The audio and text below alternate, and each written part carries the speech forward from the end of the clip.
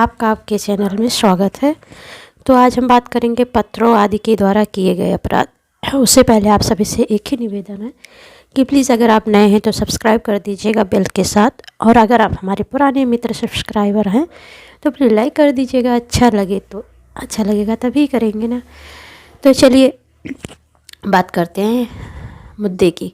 तो इसमें दिया हुआ है सीआरपीसी की धारा 182 में दिया गया है, किसी ऐसे अपराध की जिसमें छल करना भी है, जिसमें कि छल हो, छल करने के आशय से किया हो, उसके मन में है कि हाँ छल करेगा, जांच या उनका विचारण उस दशा में जिसमें ऐसा प्रवंजना पत्र या दूरसंचार संदेशों के माध्यम से की गई हो।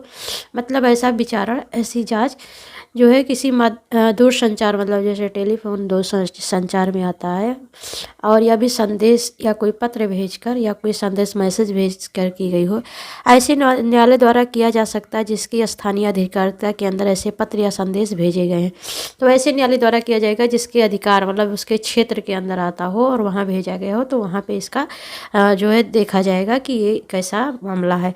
या प्राप्त किए गए हैं, जहाँ भेजा गया हो या जहाँ पे प्राप्त किया गया हो, वहाँ जैसे आपने यहाँ में जहाँ रहते वहाँ भेजा, तो या तो यहाँ इस मामले की जांच होगी, या तो जहाँ आपने भेजा वहाँ जांच होगी।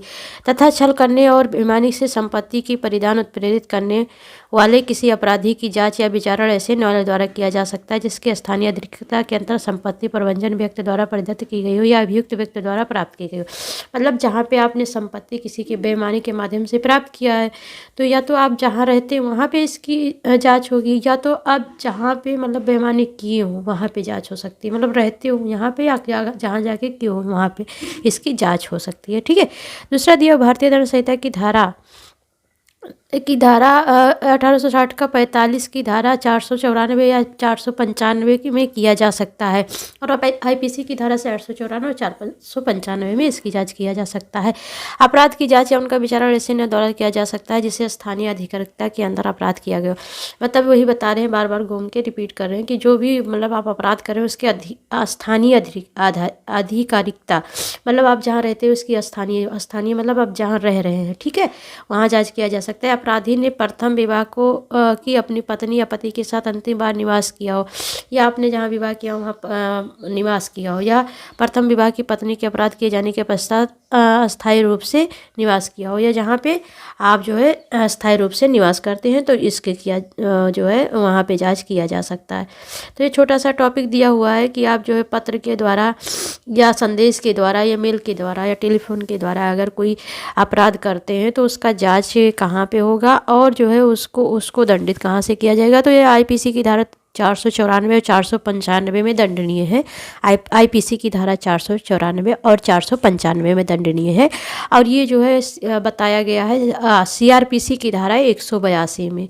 तो किसी को आप अगर पत्र द्वारा भी छल करते हैं या पत्र द्वारा भी अपराध होता है, ठीक है। तो मेरा बताने का पर्पज़ ये था कि अगर आप टेलीफोन से भी कोई अपराध करते हैं तो उसके लिए भी दंड है, या पत्र द्वारा किसी कोई अपराध करते हैं तो उसके लिए भी दंड है आईपीसी की धारा में, और धारा 494 495 में दिया है।